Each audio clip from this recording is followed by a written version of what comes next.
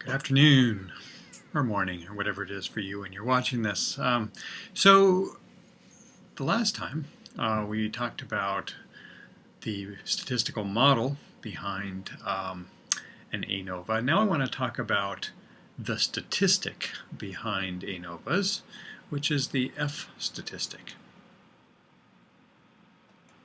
Now, where does this term F comes from? Well, if you're a brilliant enough statistician, you get a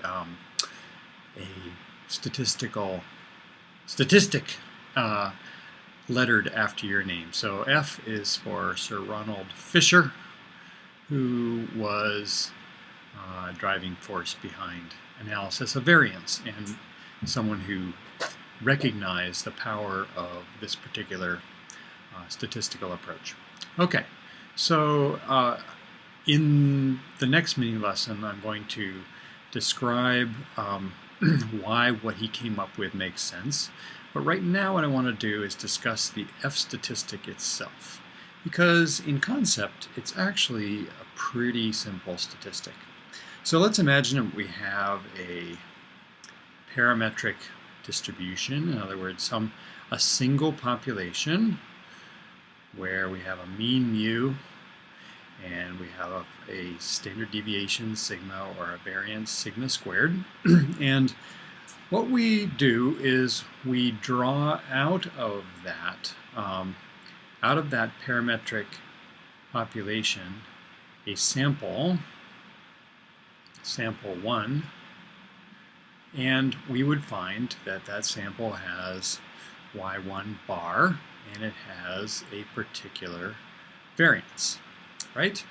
And then we could draw another sample from this population. We would obviously put the previously sampled ones back in and take the entire population and resample them.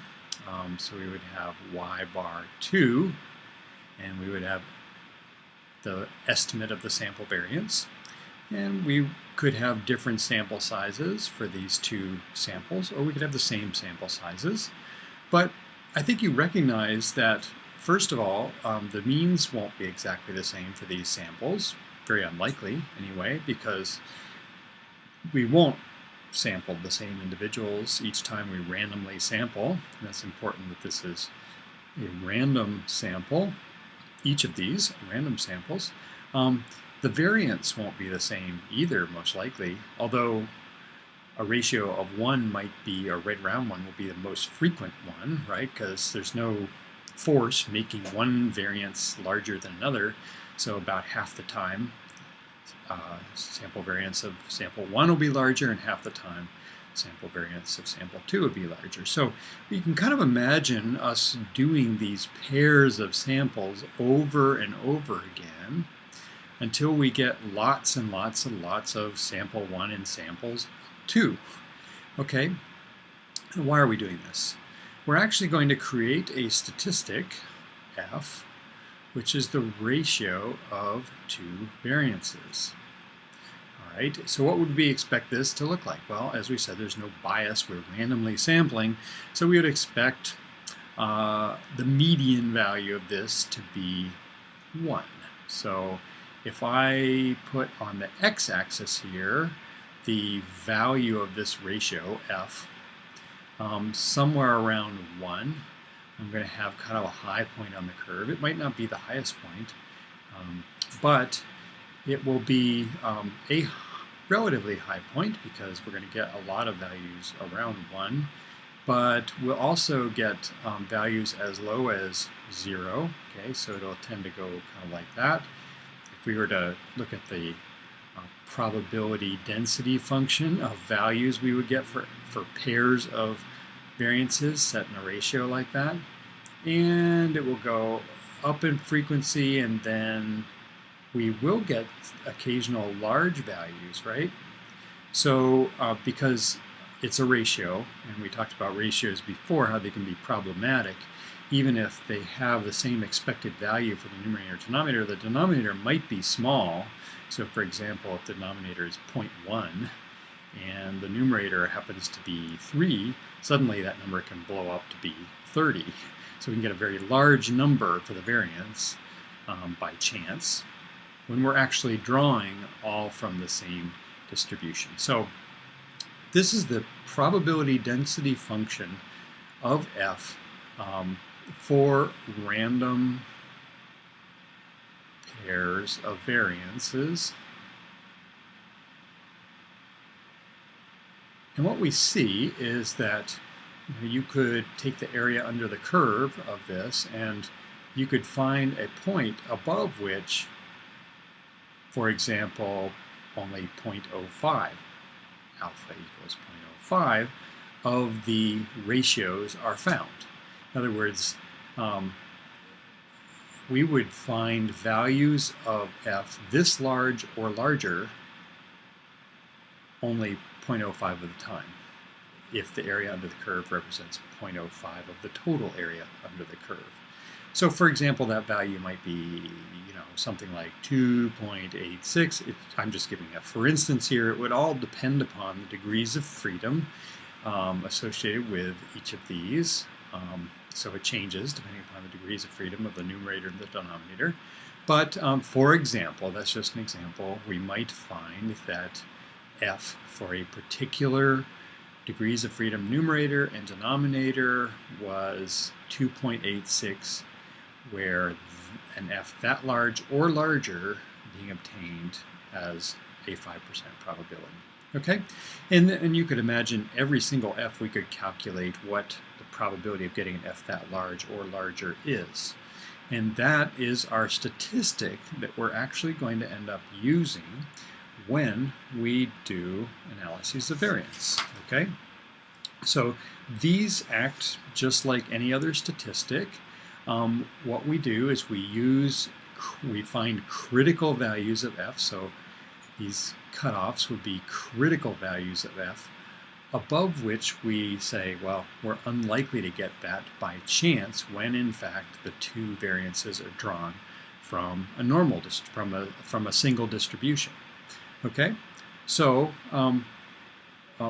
one of the things JUMP does is it says actually a probability of a greater F when it gives p-values, and it will give exact p-values. So for example, with any given ANOVA term, it might put 0.016, which tells us that 1.6% of the time would you get an F that large or larger by chance when in fact they're drawn from the same distribution. In other words, a very low chance, and we would tend to say that that is statistically significant if we found that, because it's very unlikely to be due to chance. So what does all this have to do with the F test with ANOVA? Because if you think about it, when we're comparing two groups, we have sample A here, sample A, and then we get a y bar A, and we get a particular variance associated with that, and we get group B here, and we're applying y here, y bar for each group, and look at the distribution, so we get y bar B and the frequency. Our question with ANOVA is often, are the two groups different? Are the two samples means different? Could the, or, kind of another way of putting it is, could they have been drawn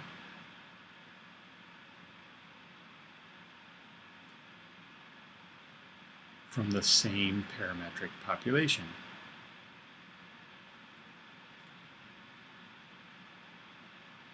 And in fact, that's what we want to estimate the probability of, is whether they could have been drawn. Oh, there's my bird again. I always do this right over the hour, just for your pleasure. Okay, so are two populations different, or could they have been drawn from the same parametric population? So we want to find out the probability of getting an F that large or larger when in fact they were drawn from the same sample, and that probability will help us decide whether we can reject the null hypothesis or have support for the alternative hypothesis. All right.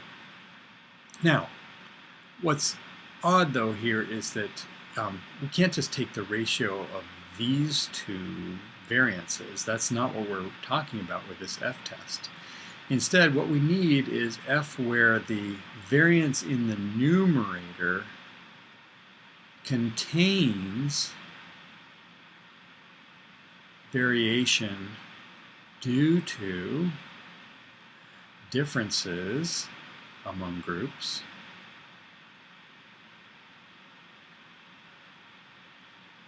plus error, while the denominator variance only contains error variance. And really then what we're testing for is whether there is added variation due to differences among groups. Now, this harkens back to our model of how y is determined, right? So y equals mu plus alpha plus epsilon. What we're really asking here then is this group that an individual belongs to contributing to this inflation of variance in the numerator of the F test? Or is this numerator something we could have gotten when this is in fact 0? All right, so that is the basis of the F test. In the next mini lecture, I'm going to talk about how it makes sense, actually, that Fisher came up with these two ratios, and why. We'll go through the mathematics a little bit of why that numerator variance contains variation due to group differences, whereas the denominator variance does not. All right, here we go. Secrets of ANOVA.